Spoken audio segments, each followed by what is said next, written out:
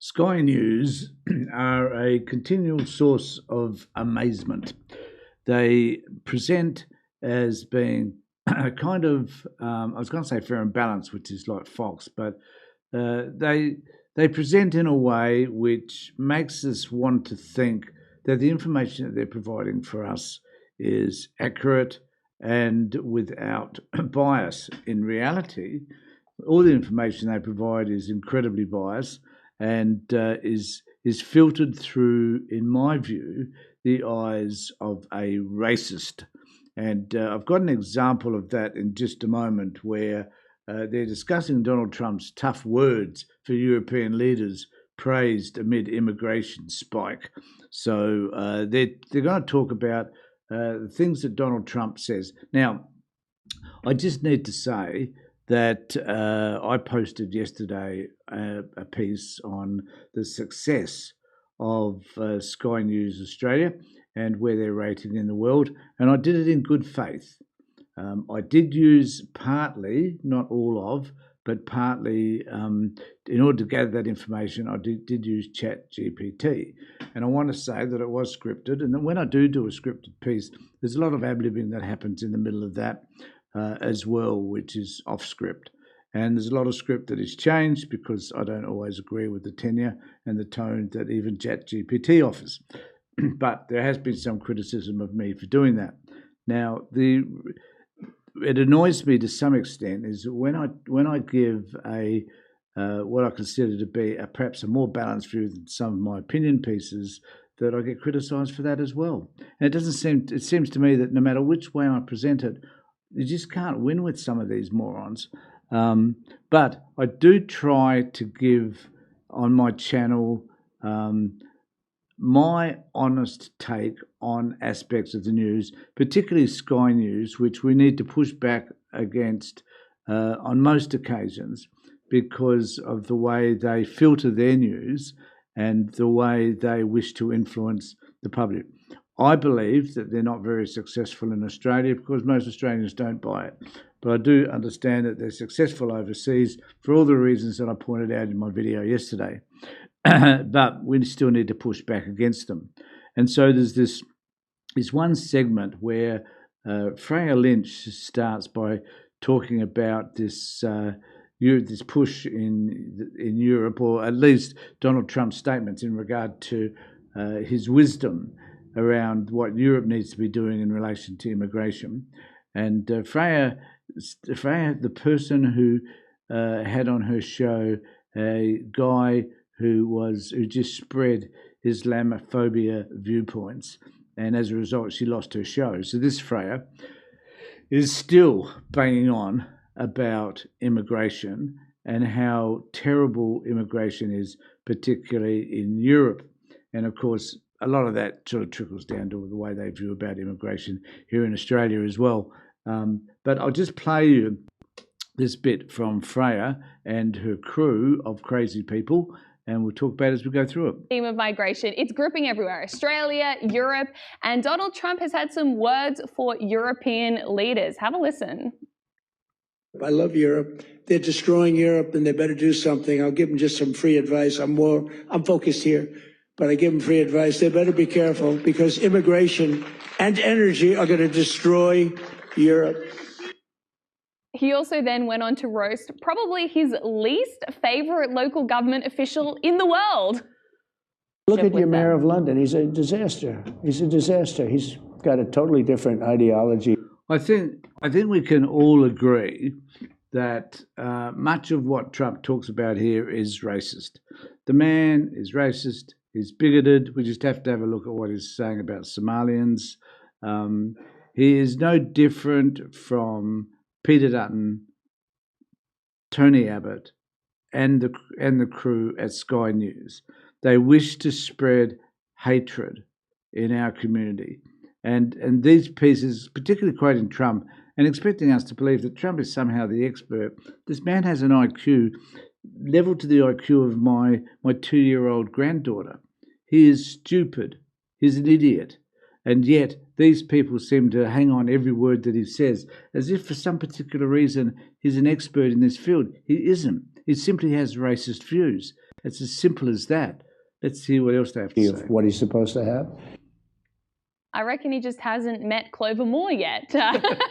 Once he does, he can add her to the list. But it was interesting that the countries he did praise were Hungary, who's paying... And I wonder why that would be. Wonder why he'd praise Hungary, Ergonon's little cesspit of corruption. I wonder why he'd praise them. And I think the other one was Poland. €1 million a day to keep their borders shut. And Poland, who've also done a pretty good job at managing immigration, but tough words there for the Europeans. Yeah, well, I mean, he said that European leaders are weak, partly because they were enamoured with political correctness, and it's pretty hard to argue. I mean, Europe is far more concerned with feelings and facts and with seeming... And that sort of statement concerns me. Why should we be concerned with people's feelings? Now, maybe that's because the way people feel is relevant, that perhaps the way people feel about certain things may be how they motivate themselves to act in certain ways, maybe. To dismiss the way people feel about things is just crazy, batshit, stupid friggin' things coming from these guys at Sky News. Is it because they don't have any feelings, or they don't care about how other people feel? They don't care about immigration. They certainly don't care about how people feel who are in this country, who are being labelled as inappropriate and un-Australian, whatever that might mean, or not holding to Australian values, or not sharing the same culture as we do, and whoever that is, the Australian people, whoever they are. So, they're just trying to confuse the issue even further.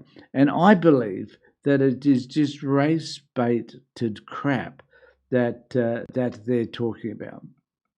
Rather than doing, and as you mentioned, immigration, where he raises the concern, and this becomes not just an ideological thing, but it becomes a matter of security, that NATO countries will be predominantly non-European if they continue the way they are going by, the end of 2040, 2050, and that then becomes an issue for the United States. Don't see that language kind of disturbs me. They become non-European. So does becoming non-European mean that you become non-white somehow? And what does that say to those people who are European, who have adopted France and Germany and Poland and Czechoslovakia and Denmark and whatever as their countries? What does it mean to those people then if they have citizenship in those countries and they're non-European? Are they non-European? Are they? Is that the way it goes? So, and listen to this clown. This clown here is going to talk about something which I just could not get my head around, and it's about the way he views India and why people don't migrate to India. And I think the answer is quite simple, but for this clown, it's a bit confusing, I think. They still have things in common with their allies. I guess Mark Stein was the one who posed this question years ago. He asked, can Europe still be Europe, but with different people? And I think the answer is plainly no. And then the question becomes, do we care? God, you're an idiot. Well, we should care.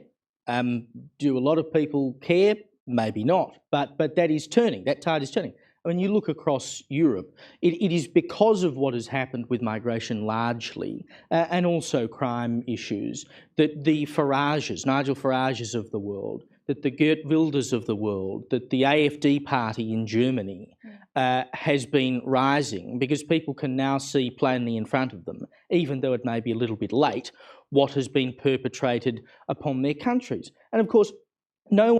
Right. What has been perpetrated?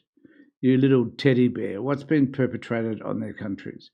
Explain that to us, because I'm a bit confused as to what it might be. One these days, putting aside colonial past, no one these days would go into Africa or India or China and say, well, we need a few more white people in this joint, would you? I mean, I just think that is the sign of a unadulterated moron. Like, who's going to go to a country where there's billions of people anyway? That's just a stupid argument. And the fact that they have to be white people. Why can't they be Muslim people or people from from Asia? I mean, why? Like, what the fuck are you talking about? I just don't know. But let me know what you think in the comment section below. There's too much focus, it seems to me, on immigration, given that there are other issues that we should be dealing with, and then people tie immigration to a whole host of these other issues, such as housing, transport, the cluttering of cities, and so forth. So, and they're not actually the fact that we are attempting, or people attempt to tie immigration to all of those areas, is kind of a moot point, really. But nevertheless, that's what they're doing. Let me know what you think in the comment section below. Remember to subscribe to my channel, ring the bell for notifications. And if you do get this before 3 o'clock, I am doing a live feed with Avery at 3 o'clock as well. So join in that also. Take care, everybody.